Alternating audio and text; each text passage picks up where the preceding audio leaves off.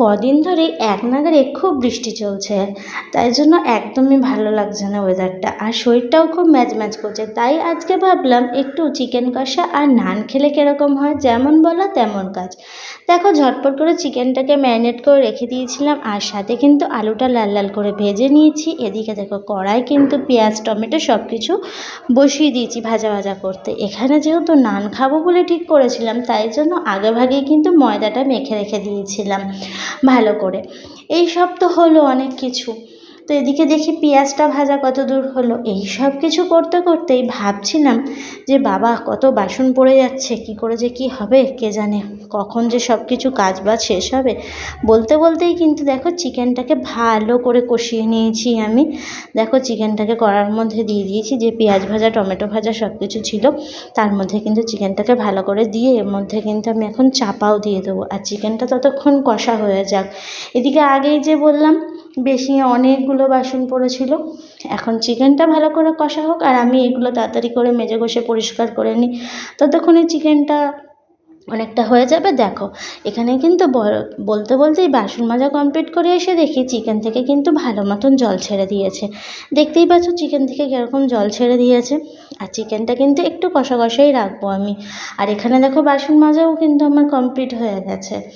এবার কিন্তু এর মধ্যে ভালো করে আলুগুলো দিয়ে দিতে হবে, না হলে আবার আলুগুলো সিদ্ধ হবে না।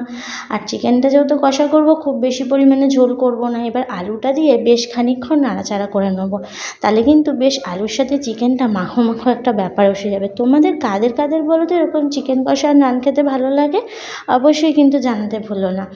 আর সেদিনকার তো একজন দাদা জানিয়েছিল যে উনি কোথা থেকে দেখছেন, তো এরকম কিন্তু তোমরাও আমাকে জানিও, তাহলে কিন্তু আমার আরও নতুন নতুন ভিডিও দিতে তোমাদেরকে খুব ভালো লাগবে।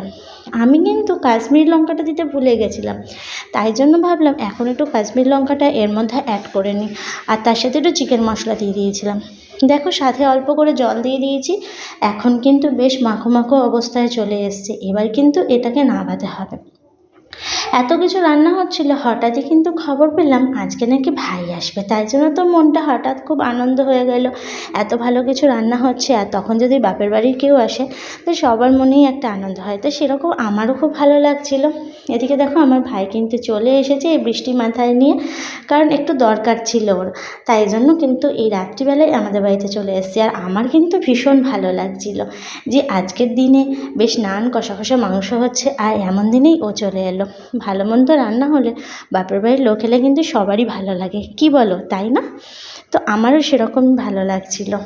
আর ভাইকে বলছিলাম ভিডিওটা কেমন হচ্ছে সেটা একটু একবার বলে দে তো সবাইকে। তো দেখো, এসব কিছু করতে করতেই কিন্তু চলে আসলাম আবার আমি নান ভাজতে। দেখতে পাচ্ছ নানগুলো বেশ টোপা টোপা হয়েছে, বড় বড় হয়েছে।